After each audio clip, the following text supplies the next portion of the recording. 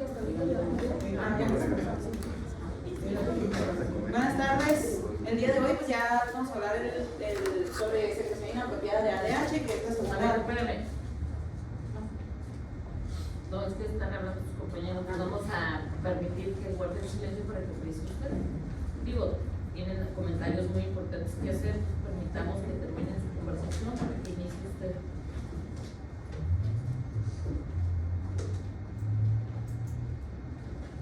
¿Pueden decir?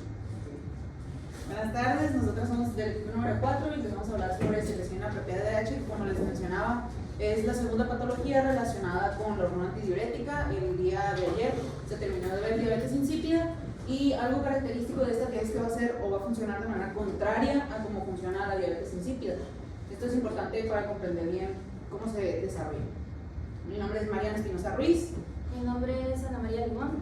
Y yo soy Argelia Macedo.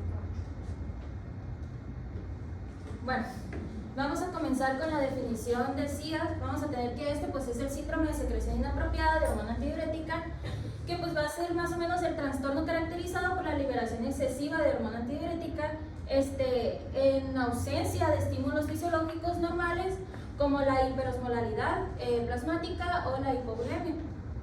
O como esta definición también que puse aquí, que también se define por la incapacidad de suprimir la secreción de la hormona antidiurética, lo que impide que el riñón excrete orina diluida.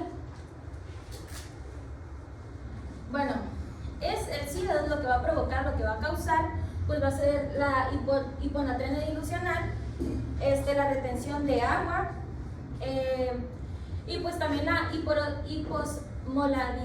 hiposmolaridad plasmática, y pues esta va acompañada de una osmolaridad urinaria inadecuada y ya sea elevada a más de 100 milosmoles por kilogramo o niveles de altos de sodio en orina mayores a 40 mil equivalentes por litro. Bueno, continuando con la epidemiología, vamos a tener que pues esta es la causa, el SIDA es la causa más frecuente de hiponatremia en pacientes hospitalizados. Bueno, los más afectados en esta van a ser alrededor de aproximadamente el 30%, en su mayoría adultos mayores. Bueno, en el ámbito oncológico vamos a tener que los afectados van a ser del 1 al 2%, pues por algunos tumores que producen la ADH autónoma o ectópica. Bueno, sí, y algunos de los grupos más afectados, sí. Bueno, algunos de los grupos más afectados, como ya lo mencioné, pues es la edad, pues entre más mayor seas, más factor de riesgo tienes. Pero pues también entra en estos afectados, pues que tengan enfermedades pulmonares, tumores, como lo mencioné ahorita, que más adelante vamos a hablar de eso, o que les administran algunos medicamentos que estimulen la liberación de la ADH. Bueno, ya hablando de la etiología, vamos a tener que las causas, va a ser causado por una amplia variedad de condiciones que estimulan, pues como les mencioné ahorita, la liberación de ADH, o esta que va a potenciar su efecto. Tenemos 4 principales, que van a ser los trastornos del sistema nervioso central, neoplasias, que aquí entran los tumores, enfermedades pulmonares y los fármacos.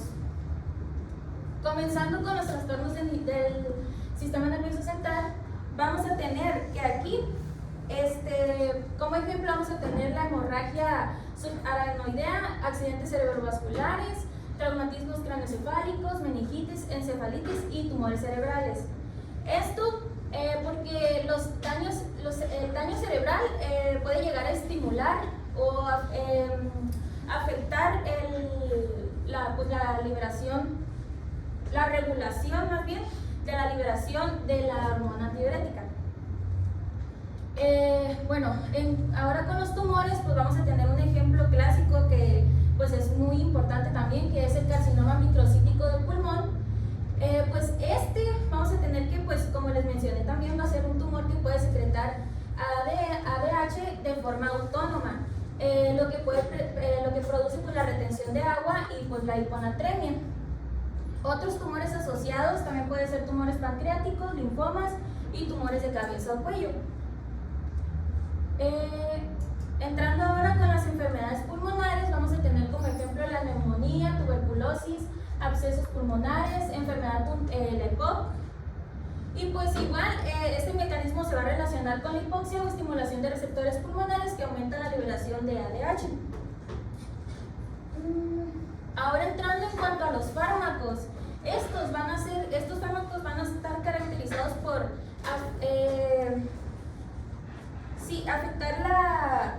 inducir la liberación, inducir el SIA, la liberación de la hormona antidiurética. Entonces aquí vamos a entrar con los antidepresivos, específicamente los ISRS, los inhibidores selectivos de la recaptación de serotonina. En estos vamos a tener la fluoxetina, el sertraline, la paroxetina, el citalopram, escitalopram y fluvoxamine.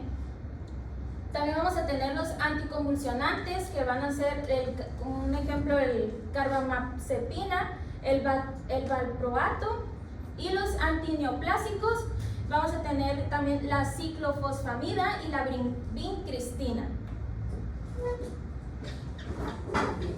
Yo les voy a hablar sobre la fisiopatología de la enfermedad, pero para hablarles de lo que está mal, pues obviamente primero tenemos que ver cómo está normalmente funcionando, que esto ya lo vimos en las diapositivas y exposición de hormona antidiurética, pero pues nos van a repasar un poquito.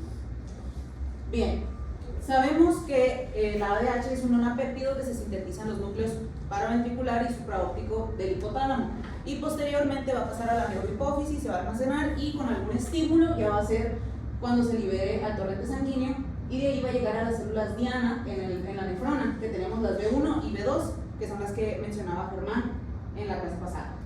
Entonces aquí les puse un video de Jenny, donde viene, se supone, ¿no? Pues que Jenny lo dio todo. Y ya, llega a la nefrona. Bien, aquí nosotros nos vamos a enfocar más en los receptores B2, que hay ciertas bibliografías que mencionan que B1, tenemos el B1A y el B1B, pero no nos vamos a meter en eso, que va a estar relacionado con la vasoconstricción, es decir, va a funcionar a nivel del endotelio. Por otro lado, el B2 lo vamos a tener en túbulos contorneados distales y el túbulo colector, que igual ya lo mencionaba Germán, y estos van a ser los encargados de llevar a cabo las señalizaciones químicas para que las acoporinas las acoporinas tipo 2 se posicionen en la membrana apical y se pueda llevar a cabo la reabsorción del agua. Entonces igual, como les digo, Jenny dándolo todo. Y con esto supongo que no hay duda, ¿verdad? ¿Todo bien? Entonces, comprendiendo cómo funcionan y como les recalco, los receptores más importantes en este caso van a ser los B2. En tanto la fisiopatología, aquí se los puse como a manera de resumen, vamos a tener que, como ya lo mencionó Ana también, esta va a ser una reabsorción excesiva y persistente de agua debido a la secreción de hormona antidiurética, que igual mencionábamos que la hormona antidiurética se va a encargar de inhibir la uresis. Por lo cual va a haber una retención o un aumento en la retención de líquido de agua corporal, bueno, un aumento en el agua corporal total y, aquí va a estar lo interesante, una disminución en la cantidad de solutos en relación al volumen, que igual ya lo explicó la doctora. No es como tal que van a hacer falta solutos, sino que la cantidad de líquido en la que están dispersos va a ser mucho más grande a la que deberían de estar disueltos. Bien, entonces, ¿cómo va a funcionar esto? Les mencionaba que, ¿dónde estaban los receptores B2? Túbulo colector distal, el colector perdón, y los contorneados distales. Ya se van a estar. No les traje premios, pero te voy a traer un chocolate mañana. Bueno, aquí, y por eso les quería hacer un dibujito. ¿Me prestas una mano, por favor? ¿Eh? Es la de arriba, doctora. El botón que está arriba.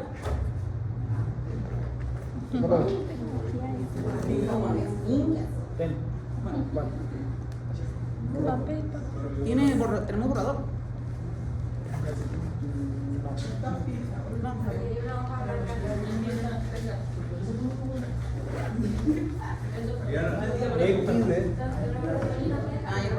Gracias. Ah, sí, Mariana. Borra ahí, mi amor. Ni modo. Sí se veía como que era información valiosa. Sí. Pero saben para qué la ponen ahí. No, borra todo. Ah, pues yo te digo por aquí. Gracias. Bien, vamos a suponer que es el túbulo contorneado distal y el túbulo colector. Tóquenle el foco al proyector para que se pueda valorar un poco. Ahí tiene como una. Este va a ser la. Un tubo sanguíneo. No, si no era. Entonces, es marcar. Bien. Ahora vamos que va a haber una secreción excesiva de la hormona antidiurética que va a ser la que me inhiba el ACP, o sea, me va a inhibir la micción. Entonces, estos vendrían siendo ¿cuáles receptores? Los dedos. Los de dos que se encuentran en el túbulo contorneado distal y túbulo colector. Supongamos que pues ya está ocupado. ¿Por cuál hormona? Por antes. Tan participativo como siempre. Bien. ¿Cómo va a funcionar aquí? Ya está ocupado, decíamos que las acoporinas se van a posicionar, supongamos, en la membrana apical y eso va a permitir la reabsorción de agua del túbulo contorneado, del túbulo colector hacia el intersticio.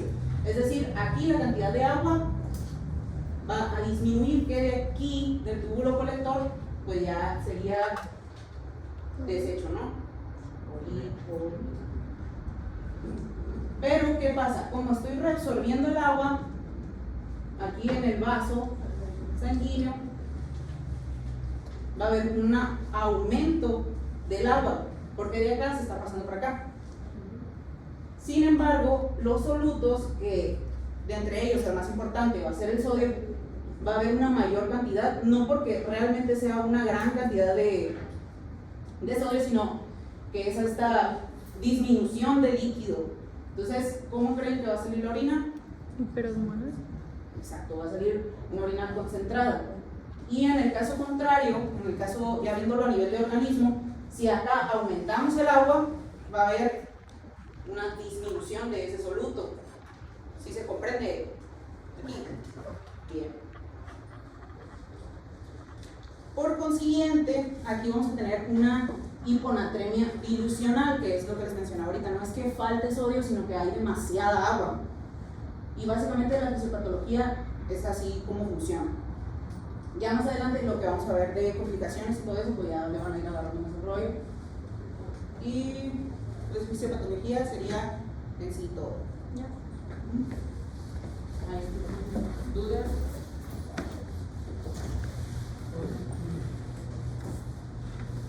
Bien, y aquí está lo que les mencionaba, que va a haber esta reabsorción, porque en el túbulo contorneado distal va a disminuir la cantidad de agua, pero va a aumentar, sí, disminuir la cantidad de agua, pero va a aumentar la concentración de sodio y pues va a salir una orina mucho más concentrada.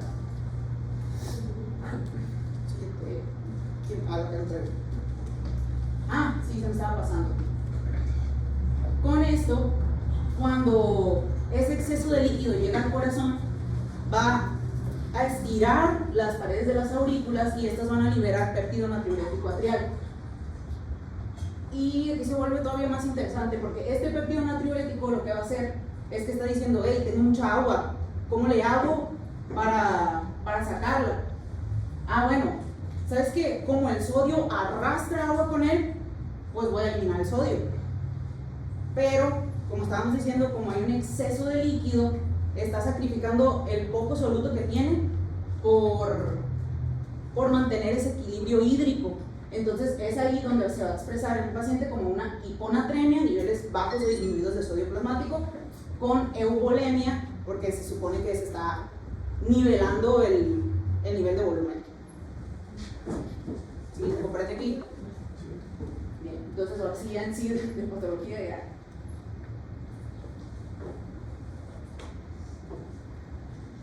Bueno, el cuadro clínico se va a relacionar mucho con el nivel de hiponatremia.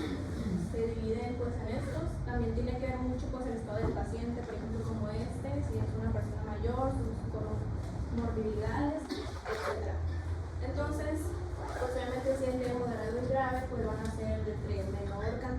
sodio, pues va a ser grave y viceversa. Entonces, en los síntomas leves, pues tenemos un paciente pues con síntomas que no son redundantes, como pueden ser, por ejemplo, cefalea, anorexia, náuseas, vómitos, malestar general, incluso dolor abdominal.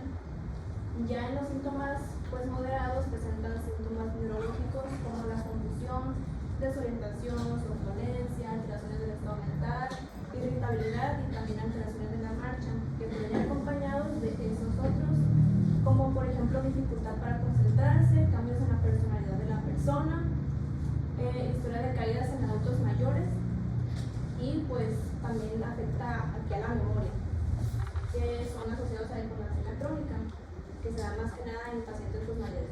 Y ya los síntomas graves pues van desde las convulsiones, comas, estupor, edema cerebral, que nos pueden llevar a la muerte, que generalmente con atemas por debajo de los 120, incluso 115 milimoles sobre litro. Bueno, esta es otra tabla que ahora sí, en relación al nivel de sodio sérico, se van a dividir los síntomas. Por ejemplo, 130 a 135 miliequivalentes sobre litro, pues incluso no puede presentar síntomas. Ya 125 a 130 miliequivalentes sobre litro, pues un paciente puede presentar estos que les mencioné, náusea, vómito, anorexia. Ya 115 a 125 miliequivalentes sobre litro, pues ya estamos hablando de un paciente pues que viene ya grave. Agitación, confusión, alucinaciones, incontinencia de esfínteres y otros síntomas neurológicos. Y ya menor a 115 miliequivalentes sobre litro, pues convulsiones, coma, hipertensión intracraneal y muerte, en el peor de los casos. Bueno, también varían mucho, estos son los síntomas principales, pero por ejemplo, la hiponatremia aguda sintomática, especialmente en las mujeres menopáusicas o premenopáusicas, puede causar déficits neurológicos ya importantes, permanentes, y causar la muerte por encefalopatía aguda por la hiponatremia. Pues también el edema pues, se nos va, por así decirlo, a hinchar el cerebro, e incluso puede provocar hernias porque pues, va a haber aumento de la presión intracraneal. Lo que quiere el tejido cerebral pues, es taparse, puede provocar hernias en diferentes partes, especialmente en el foramen magno, por ejemplo, y afectar el nervio central por el edema cerebral, por el aliento osmótico, disfunción neurológica provocada por la sobrehidratación neuronal, que es lo que les mencioné ahorita de la hernia. El coma y la parada respiratoria pueden ocurrir si el nivel sérico cae por debajo de los niveles que les dije ahorita, y las formas leves o crónicas pueden pues, no presentar síntomas. Bueno, el diagnóstico. Es muy importante hacer una buena historia clínica. Básicamente este diagnóstico es de exclusión, de ir descartando y destacando también. Bueno, la hiponatremia es el trastorno electrolítico más frecuente en la práctica clínica. Como ahorita mencionaba mi compañera, se presenta hasta el 30% de los pacientes hospitalizados y pues se asocia con la mortalidad en diferentes contextos. Bueno, como les mencioné, requieren una muy buena historia clínica. Hay que ver antecedentes de vómitos, diarrea, quemadura, tratamiento con diuréticos y también una exploración física para ver la bulimia del paciente. Hay algunos mitos que no lo hacen bien, entonces podríamos decir que no es un criterio tan audaz o tan usado, pero pues se puede hacer. Y pues hay que ver esos niveles de bulimia. Algo que nos gustaría agregar es que en ciertos videos que estuvimos viendo al respecto, mencionaba una doctora que algo importante a recalcar en lo que es la historia clínica, hay que diferenciar o distinguir por medio de descarte, que es una cuestión muy interesante también, cuando un paciente es euvolémico y cuando no está hipernatrémico o hiponatrémico, perdón, hipovolémico e hipervolémico. Y en el caso de la hipervolemia va a presentar de manera clínica crepitaciones pulmonares por líquido en el intersticio pulmonar, derrame pleural confirmado, ingurgitación yugular y edema. Y lo contrario, que es la hipovolemia, va a haber deshidratación, membranas resecas y disminución de la elasticidad de la piel. Entonces, ya descartando estos signos en el paciente, ya podemos ver que es euvolémica, además de los estudios de laboratorio gabinete que mencionaba ya. Bueno, ya hicimos nuestra historia clínica de nuestro paciente, lo revisamos y pues, ¿qué sigue?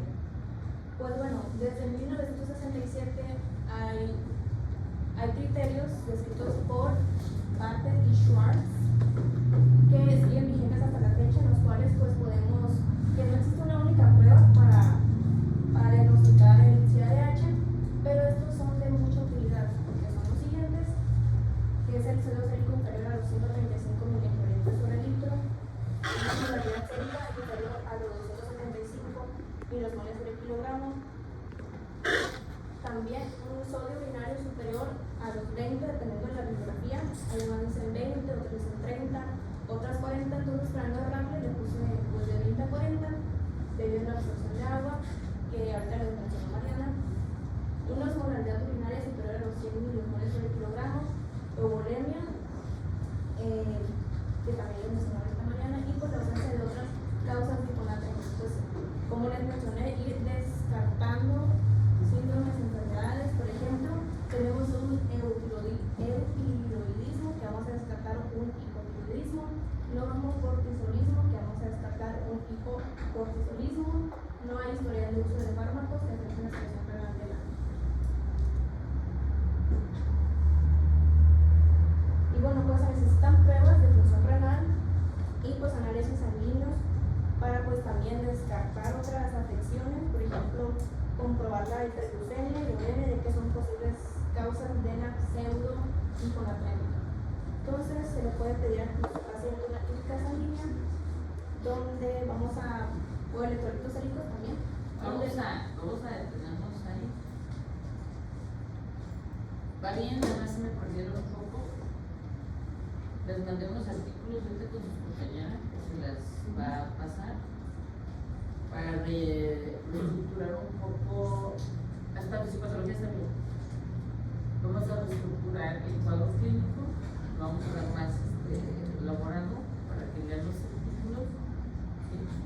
Y de ahí el diagnóstico. ¿Okay? Y ya vamos, el tratamiento pues está dentro de lo que cabe, el tratamiento está ahí, pero necesito que vean